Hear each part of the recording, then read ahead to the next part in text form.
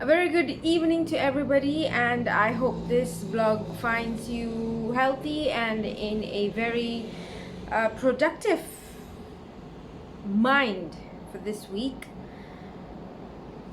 My name is Sharon. Um, I have been a principal for about 21 years in the same school, and I was just sitting down and reflecting the other day about some of the things that I can clearly remember as a principal of schools, and the first thing that came to my mind was the countless interviews that I had to do for children who wanted to be admitted to the school. And so I decided that I would do a vlog to share with all of you, especially parents to be, and even schools out there, principals out there, heads of centers out there.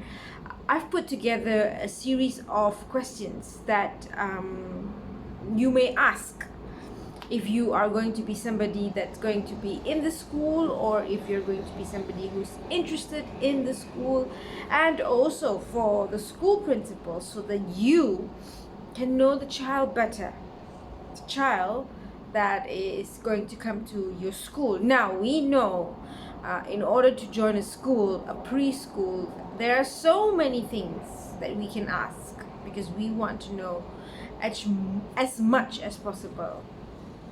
But today what I've done is I've just put down the most important core questions. I think there are about 10, and it's something that you may use as a guide before you go to school, and for the schools before you admit the child into your school. So please use this as a guide. Please feel free to ask me any questions if you have, and hopefully you find this something that is very beneficial to everybody.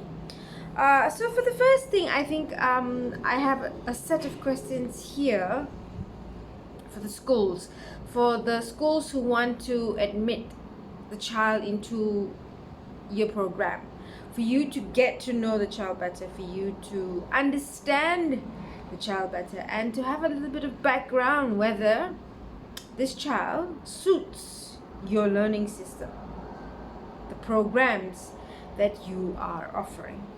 So the first question that I can think of my head is, I'm sure that as a school you would want to know who is the main caregiver at home. This question gives you a lot of answers into the child's background. Is it the mother? Is it the father? Is it the grandmother? Is it the nanny? I think it gives you an opportunity to assess where the child is coming from. You don't need to make any judgments, just as a very simple question as who is the main caregiver at home. The second question, what is the main language at home?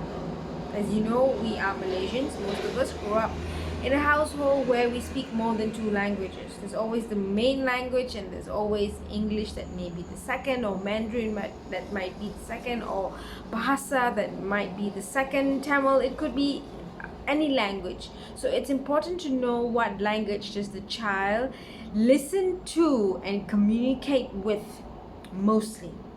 Because, for example, you might come up with a situation at school where you're trying to speak to the child, but the child does not understand you because maybe he only understands Mandarin. So you might have to get a Mandarin teacher to ask the child that particular question.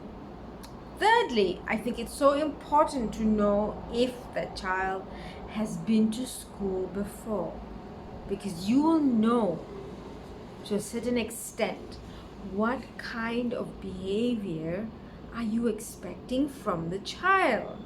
Now, if he has been to school, or if she has been to school, the child will be very comfortable. But if the child has been living at home all his life and coming to school for the very first time, his behavior is going to be different. Fourthly, you would also like to know if the child attends any other program. Is it a parent accompanied program? Is it an individual program? Is it a single program like guitar class or piano class? Is it a communal program? It gives you a sense of how you expect the child to be behaving in your school, or towards the other adults, or towards the other children. It's important to know where the child is going to stand while he, not stand as in like position, but where will he be, or where will she be when she comes to school. It's also, I feel, very important for you to know if the child has siblings, or is he the only one. Children that usually are born around other brothers and sisters are a little bit more outgoing. Children that are single and have spent 3 years with their parents will be very different too. So that's a question that allows you to gauge the child's behavior. Now, in today's world, which is entirely very different, with everything that's been going on with the pandemic and everything, I think one very important question to ask is your child exposed to technology? You know, there's a huge difference between children who were growing up during the old days and children who are growing up now. You can have a child who can who cannot turn a page in a book, but knows how to swipe the screen. So it's important to know how much of technology is the child exposed to. Question number 7. I think you also want to know if the child has a routine. Most children maybe don't have a routine. They just get up and do whatever they feel like. Most children do have a routine. Get up, brush your teeth, have breakfast, 2 hours of maybe Sesame Street, and then lunch, and then a bit of reading, and then nap time. Or it's just wake up, walk around with your pajamas, listen to a story, have breakfast, and then maybe it's technology time, iPad, I don't know. Knowing that a child, or whether the child has a routine or not, is very important. So we can expect an adaptation to the routine in school, either smoother or there's going to be some bumpy rides.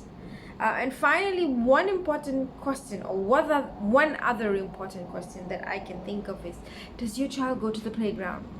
Because, playground is one of the best learning places in the world. You develop your gross motor skills, your fine motor skills, your communication skills, your social skills, your behavior skills, your language. Playground is just wonderful. Yes, I know today we do have to think about the cleanliness or the hygiene of the playground, but it's not that difficult. Just drive around and look for a playground that suits you and your family. Allow your child to go to the playground. Let him fall. Let him feel, or let her feel, what it's like to enjoy yourself, so that they know in future, what do I do next if I fall down? Don't always avoid your children from falling. And it's important to know if a child has been to the playground. You can tell a lot, especially all those principals out there. You can tell a lot if a child goes to the playground or not. So to all those principals out there and schools out there, I hope this gives you a rough idea of what you can ask when you're interviewing parents for your school. And if you feel like you can ask me for more questions, just hit me on the comment box and I can always reply back to you. Thank you.